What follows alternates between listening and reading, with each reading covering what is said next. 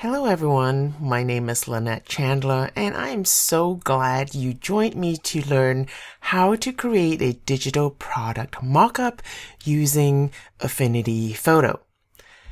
Let's dive in. Here is an image that I generated using Midjourney that is suitable to use as a digital product mock-up. Before we do anything, I'm going to go over here and unlock this image as the background. And I am going to right click and duplicate this image.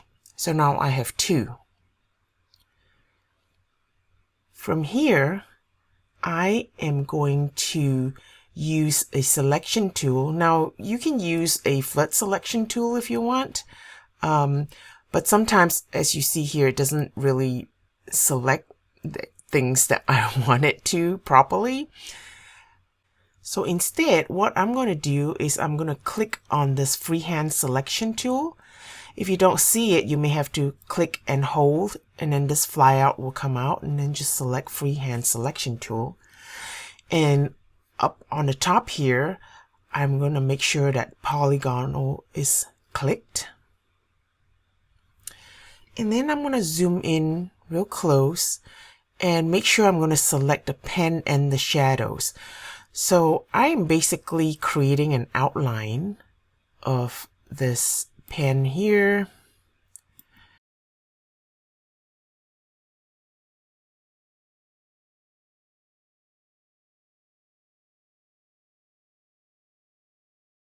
Now, you don't have to select the shadow because you can always add your own shadow. But I just kind of like to do it this way to make it quicker. If you want it to be more lifelike, more realistic, you would take a little bit more time with this and absolutely maybe create your own shadows. Right now, I'm just very roughly going through this. And now when I click the last dot, which is also the first dot, and make sure I'm clicking on the same dot, now you will see that this is selected. Great. Now that I've done that with all the marching ants around it, again, I want to make sure that the top copy is clicked on here. It's green. And then I'm going to go down here and click this mask layer. So when I click on it, you'll see that suddenly I have this mask here to the side, and it doesn't seem like it has done anything. So let me deselect this. But if I hide the background, you'll see that now the pen is isolated and everything else is gone, which is what I want. Okay, perfect. Now that I've done that, I'm ready to place my page or my book cover or whatever, your invoice design, whatever design that you are wanting to mock up here over on this page. So what I'm going to do here is go to File, Place, and I have a cover here. Of course, this cover is not proportionate to the image, but just for demo purposes, I'm just going to add it. The cover is actually shorter and wider than this. This page is longer and not as wide. So I'm just going to go ahead and make it as large as I can right now. And then I am going to make sure that this layer is still selected. I will go to Layer, New Live Filter Layer, Distort and Perspective. And I'm going to drag these corners to cover this page. Now, if you have a page that is kind of like this page here is very easy. It's flat on, so there's very little distorting I need to do. But sometimes you may have a page on the image that may be like that, or you know, they may be like sitting on the side. That's when the distort will be super helpful.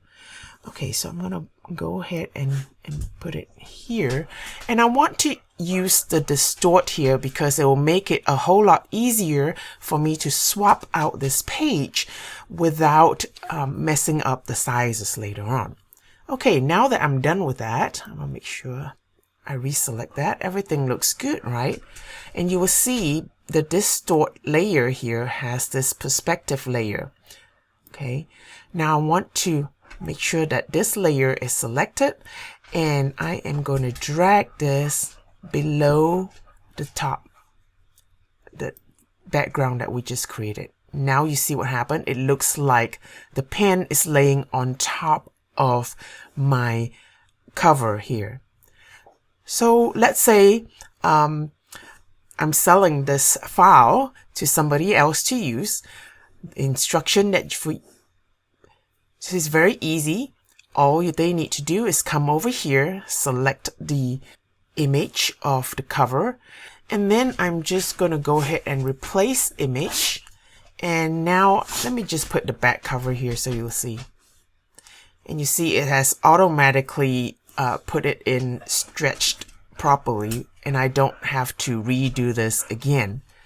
So once again, let's replace image and let's do something different. Yeah, let's try this one. What we've done is we've actually created our own mockup template using Affinity Photo. Now that you know how to do that, what can you do with your mockup files? Here are a couple of ideas. You can sell them. You can add value to your existing products. You can even use them as lead magnets. You're a smart cookie. I know you'll figure out plenty of creative ways you can use what you just learned to create. Don't limit yourself. Did you enjoy this video? Did you find it incredibly helpful? Great! Then help me out by liking the video, sharing it, and most importantly, subscribe to this channel. Thank you so much for watching and doing all that. I'll see you next time.